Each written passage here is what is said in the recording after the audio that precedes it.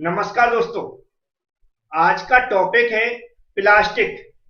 और प्लास्टिक को जिस तरह आज के लेक्चर में हम लोग समझेंगे, उसमें सबसे पहले हम लोग समझेंगे प्लास्टिक किसे कहते हैं, प्लास्टिक कैसे बनता है, प्लास्टिक का कंपोजिशन, प्लास्टिक कितने टाइप्स के होते हैं और प्लास्टिक की क्या प्रॉपर्टीज होती हैं। इनको बिल्कुल स्टेप बाय स्टेप हम लोग समझने वाले हैं। आप लोग समझने के लिए जो मैं समझाऊंगा उसको ध्यान से सुने और वीडियो पूरा देखें। चलते हैं, स्टार्ट करते हैं। अब आप लोग ध्यान से सुनेंगे। सबसे पहले मैं समझा रहा हूं प्लास्टिक किसे कहते हैं। तो प्लास्टिक जिस तरह प्राप्त होता है या जिस तरह बनता है, उसी आधार पर इसको डिफाइन किया गया। तो प्लास्टिक क्या है? प्लास्टिक एक हाई मॉलिक्यूलर मास वाला ऑर्गेनिक पॉलीमर होता है। क्या समझ में आया? प्लास्टिक एक हाई मॉलिक्यूलर मास वाला ऑर्गेनिक पॉलीमर होता है, लेकिन इसमें कुछ और भी मटेरियल मिले होते हैं। अब पॉलीमर में भी हम देखें तो जो पॉलीमर्स में जो वाइड रेंज होती है, मतलब कह सकते हैं बहुत सारी वैरायटी होती है, जिसमें हम देखें सिंथेटिक और सेमी सिंथेटिक ऑर्गेनिक की, सेमी सिंथेटिक और सिंथेटिक ऑर्गेनिक की एक वाइड रेंज होती है प्लास्टिक के अंदर। क्योंकि ये कैसे होते हैं? मेलिएबल होते हैं, सॉफ्ट होते हैं, इनको बड़े आसानी से किसी भी शेप और साइज में ढाला जा सकता है। तो इस तरह प्लास्टिक को डिफाइन किया जाता है, जिस तरह प्लास्टिक जहां से प्राप्त होते हैं उन्हीं के आधार पर। अब यहां पर दिमाग में जो क्वेश्चन आता है कि जो सिंथेटिक, सेमी सिंथेटिक और पॉलीमर्स, ये होते क्या है?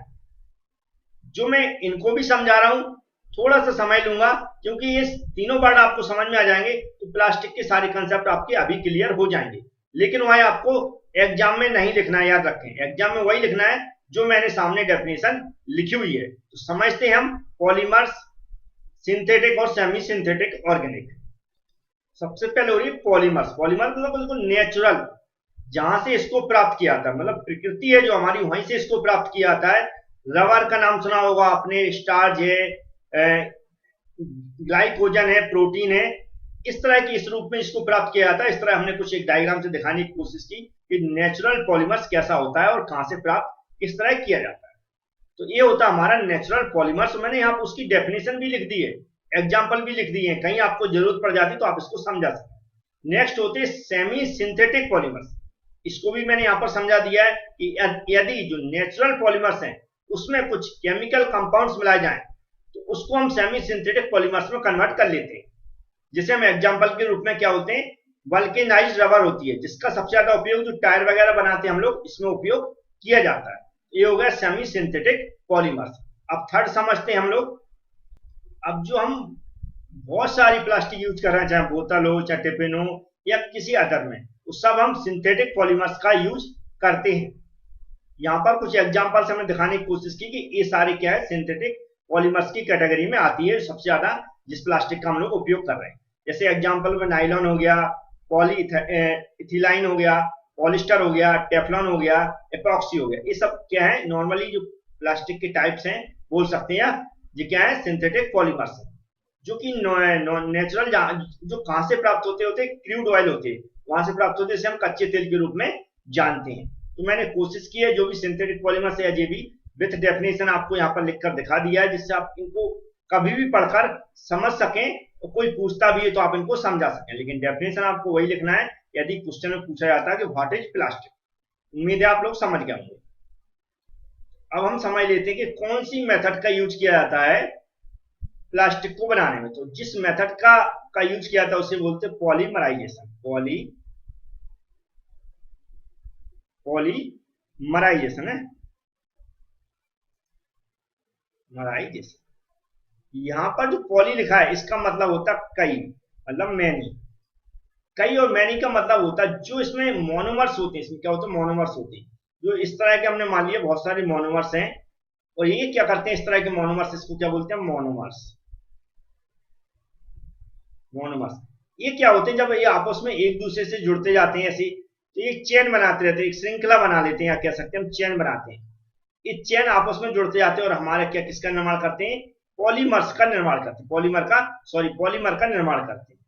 पॉलीमर का निर्माण करते हैं। और पॉलीमर का निर्माण होता है तो उससे हम प्लास्टिक क्या करते हैं, प्लास्टिक का निर्माण करते हैं, जैसा मैंने डिफाइन किया था, जो भी डिफरेंट टाइप्स के सिंथेटिक और सेमी सिंथेटिक के रूप में जो मैंने बताया था। तो ये पॉलीमर का क्या करते हैं, निर्माण करते हैं। कैसे करते हैं, जो बहुत सारे मोनोमर्स होते हैं वो क्या करते हैं, आपस में एक चेन श्रृंखला बनाते हैं एक दूसरे से जुड़कर, और उस तरह हमारे क्या होते हैं, पॉलीमर का निर्माण होता है।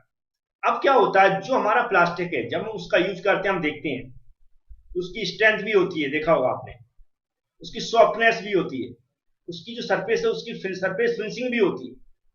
इस तरह बहुत सारी क्वालिटी होती है उसके अंदर। ये क्वालिटी कैसे आती है, इसमें हम क्या करते हैं, जो हमारा पॉलीमर है उसमें हम बहुत सारे कुछ मटेरियल ऐसे हैं जिनसे जो प्रॉपर्टीज में इंप्रूवमेंट होता है उनको हम मिलाते हैं। तो वह कौन कौन से मटेरियल होते हैं जिनको हम मिक्स करते हैं नेचुरल प्लास्टिक के अंदर, उनके मैं नाम बताता हूँ, थोड़ा थोड़ा समझाते जाता हूँ कि उनका वहां पर उपयोग क्या है। तो प्लास्टिक के अंदर कुछ मटेरियल हैं जिनका कंपोजिशन होता है, जैसे प्लास्टिसाइजर्स हो गया, स्टेबलाइजर्स हो गया, और फिलर्स हो गया, रेनफोर्सिंग हो गया, और पिगमेंट्स हो गए। जिसमें पहला हम लोग समझते हैं प्लास्टिसाइजर्स। प्लास्टिसाइजर्स में इसमें तीन प्रॉपर्टी होती हैं जो मेन होती हैं। पहला क्या होती है, जो हमारा प्लास्टिक उसकी सॉफ्टनेस है, क्या है, सॉफ्टनेस क्या होती है, इंप्रूव होती है, सॉफ्टनेस इंप्रूव होती है। जबकि जो इसकी ब्रिटलनेस है वह क्या हो जाती है, कम हो जाती है, ब्रिटलनेस कम हो जाती है। जबकि थर्ड जो वर्केबिलिटी वह भी कम हो जाती है। मतलब तीन प्रॉपर्टीज मैंने बताई, उसमें जो इंप्रूव होता है वह किसमें होता है, या जो बढ़ती है वह क्या बढ़ती है, सॉफ्टनेस बढ़ती है ओनली, बकाया इसकी ब्रिटलनेस और वर्केबिलिटी कम हो जाती है। यह एक ऑर्गेनिक कंपाउंड होता है, क्या होता है, एक ऑर्गेनिक कंपाउंड होता है। नेक्स्ट है स्टेबलाइजर्स। स्टेबलाइजर्स ऐसे कंपाउंड होते हैं, ऐसे मटेरियल होते हैं जिनको मिलाने से प्लास्टिक का जो क्या होता है, डिग्रेडेशन होता है, डिग्रेडेशन मतलब क्षरण होता है, उसको रोकते हैं। केमिकली डिग्रेडेशन होता है, क्या होता है, केमिकली डिग्रेडेशन होता है, उसको रोकने का ये काम करते हैं स्टेबलाइजर्स। नेक्स्ट होते हैं हमारे फिलर्स। तो जो फिलर्स होते हैं यह प्लास्टिक की टेंसाइल स्ट्रेंथ को बढ़ाते हैं, क्या करते हैं, टेंसाइल स्ट्रेंथ को बढ़ाते हैं। फिलर्स क्या करते हैं, फिलर्स को मिलाने से उसकी टेंसाइल स्ट्रेंथ बढ़ती है। ये फिलर्स क्या होते हैं, जो हमारे ग्लास बुल होता है, क्या होता है, ग्लास बुल, और हमारा जो वुड फ्लोर होता है, मतलब लकड़ी का आटा होता है, उसको मिलाने से, उन्हीं को हम फिलर्स बोलते हैं, उसको मिलाने से हमारी प्लास्टिक की क्या होती है, जो टेंसाइल स्ट्रेंथ है वह इंक्रीज होती है। नेक्स्ट होते हैं रेनफोर्सिंग। ये क्या करते हैं, मैकेनिकल स्ट्रेंथ को बढ़ाते हैं, इसको मैकेनिकली स्ट्रेंथ को बढ़ाते हैं, जिसमें जो फाइबर्स हैं उनको मिक्स किया जाता है। क्या फाइबर्स होते हैं, डिफरेंट टाइप्स के फाइबर्स होते हैं, लेकिन हमें इतना ज्यादा यहाँ पर नहीं समझना है, सिर्फ फाइबर्स होते हैं उनको मिक्स किया जाता है, जिससे मैकेनिकल स्ट्रेंथ बढ़ती है। अब नेक्स्ट और लास्ट टाइप के होते हैं, नेक्स्ट मतलब क्या होते हैं, पिगमेंट।